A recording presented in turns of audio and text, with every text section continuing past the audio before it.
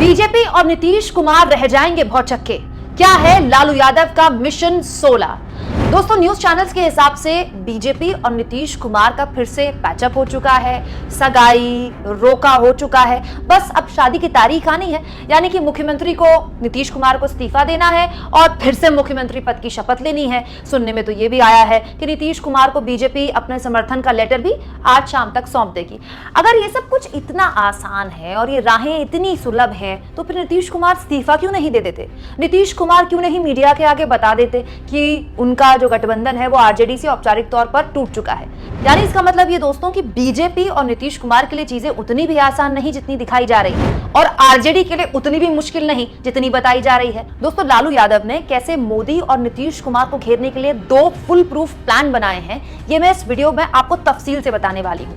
पहला प्लान ये है कि हो सकता है कि नीतीश कुमार का इस्तीफा देने से पहले या नीतीश कुमार के गठबंधन तोड़ने से पहले, क्योंकि तेजस्वी यादव इस वक्त आरजेडी के विधायकों से बैठक कर रहे हैं और सबसे बड़ी पार्टी भी विधानसभा में आरजेडी ही है, विधानसभा में स्पीकर भी आरजेडी का ही है, तो ऐसी खबरें सुबह से चल रही हैं दोस्तों कि तेजस्वी यादव हो सकता है कि परेड करा दें अपने तमाम विधायकों की, किसके पास? राज्यपाल के पास। इससे होगा क्या? नीतीश कुमार की सरकार अल्पमत में आ जाएगी और आरजेडी ये चाहती है कि विधानसभा स्पीकर तक बात पहुंच जाए, और विधानसभा में क्योंकि स्पीकर आरजेडी का है तो विधानसभा में नीतीश कुमार अपनी सरकार का बहुमत साबित करें। आप कहेंगे कि नीतीश कुमार के पास तो बीजेपी का लेटर शाम तक पहुंच ही जाएगा, तो नीतीश कुमार की सरकार अल्पमत में क्यों होगी? इसके लिए भी प्लान बी तैयार है लालू यादव का। दोस्तों, आज तक की एक खबर देखिए जिसमें बताया गया है कि लालू यादव अपनी पार्टी के 16 विधायकों को, जी हां 16 विधायकों से कह रहे हैं कि वो विधानसभा से इस्तीफा दे दें, या फिर 5 फरवरी को जो बजट सत्र शुरू हो रहा है उसमें जब नीतीश कुमार प्रस्ताव लेकर आएंगे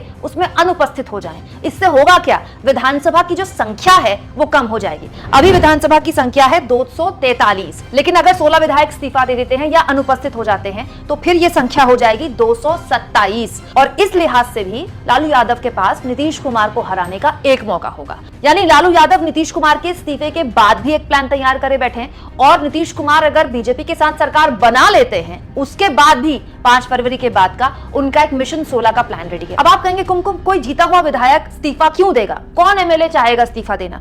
इसके लिए भी लालू यादव ने अपने विधायकों को तमाम तरह के प्रलोभन दिए हैं, क्योंकि बिहार में भी 4 चुनाव होने हैं, एमएलसी के चुनाव होने हैं, राज्यसभा के चुनाव होने हैं, लोकसभा के चुनाव होने हैं और विधानसभा के चुनाव 2025 में होने हैं। तो लालू यादव ने अपने विधायकों से कहा है कि सबको कहीं ना कहीं सेट कर दिया जाएगा, किसी को मंत्री बना दिया जाएगा अगर उनकी सरकार बनती है, तो किसी को राज्यसभा भेज दिया जाएगा, किसी को लोकसभा का चुनाव का टिकट दे दिया जाएगा। दोस्तों, ये वो प्लानिंग है जो लालू यादव ने अपने बेटे के साथ बनाई है। लेकिन सवाल ये दोस्तों कि अगर ये प्लानिंग भी धरी रह जाती है, बड़े आराम से नीतीश कुमार बहुमत भी साबित कर देते हैं, नई सरकार भी बना लेते हैं बीजेपी के साथ, तो फिर लालू यादव को क्या मिलेगा? तो इसका जवाब ये है दोस्तों कि लालू यादव ये सब कुछ अपने लिए नहीं कर रहे, अपने बेटे तेजस्वी यादव के लिए कर रहे हैं। तेजस्वी यादव इस पूरे एपिसोड में, मैं लगातार शुरुआत से आपसे कह रही हूँ, ना केवल एक हीरो के तौर पर उभरे हैं बल्कि एक शहीद के तौर पर भी उभरे हैं। हमारे देश में जो सिंपैथी है, जो सहानुभूति है, उसका बहुत वोट पड़ता है। पूरा बिहार देख रहा है कि इस पूरे सियासी ड्रामे में नीतीश कुमार ने जितनी पलटी मारी है ना, उतनी ही पलटी बीजेपी ने भी मारी है।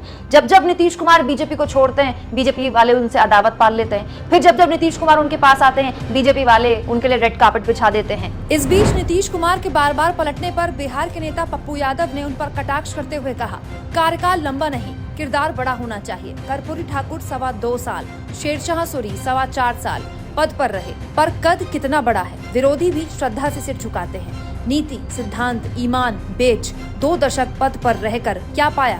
किरदार बेच जिल्लत पाया, अपने नाम को एक नया गाली बनाया। बीच खबर ये भी है कि राहुल गांधी ने जीतन राम मांझी से फोन पर बात की है और उन्हें सीधे सीएम बनाने का प्रस्ताव दिया है। सुनने में यह भी आया है कि कांग्रेस के वरिष्ठ नेता भूपेश बघेल जीतन राम मांझी से मिलने वाले हैं और आरजेडी और कांग्रेस चाहती है कि 4 सीटों वाले जीतन राम मांझी सीएम बन जाए। हालांकि जीतन राम मांझी इस तरह की खबरों से इनकार कर चुके हैं, लेकिन राजनीति में पलटने का अंदाज जीतन राम मांझी ने नीतीश कुमार से ही सीखा है, जो इससे पहले भी कई बार पलट चुके हैं। दोस्तों, बिहार में आज तक नीतीश कुमार के खिलाफ बीजेपी एक नेता नहीं दे पाई है।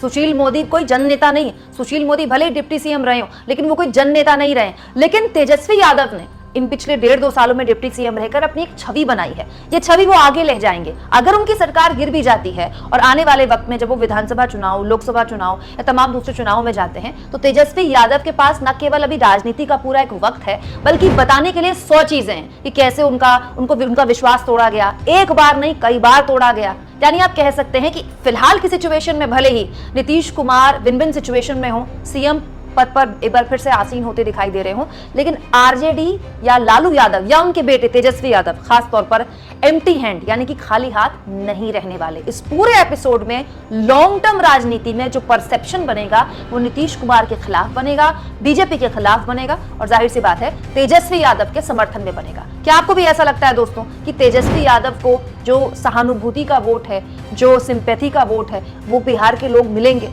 हालांकि ये बात सही है कि जो सवाल बिहार के लोग बीजेपी से पूछेंगे कि हर बार नीतीश कुमार के पलटी मारने में आप इनका साथ क्यों देते हैं, उस सवाल का सामना तेजस्वी यादव को भी करना पड़ेगा, आरजेडी को भी करना पड़ेगा। लेकिन आपको क्या लगता है दोस्तों, इस पूरे एपिसोड में परसेप्शन की राजनीति में आरजेडी नीतीश कुमार से क्या आगे निकल जाएगी? कमेंट बॉक्स में जरूर लिखिए और जितना हो सके दोस्तों चैनल को शेयर करें, सब्सक्राइब करें और थैंक्स और ज्वाइन, ये 2 ऑप्शन है जिसके जरिए आर्थिक तौर पर भी आप चैनल के हाथ मजबूत कर सकते हैं।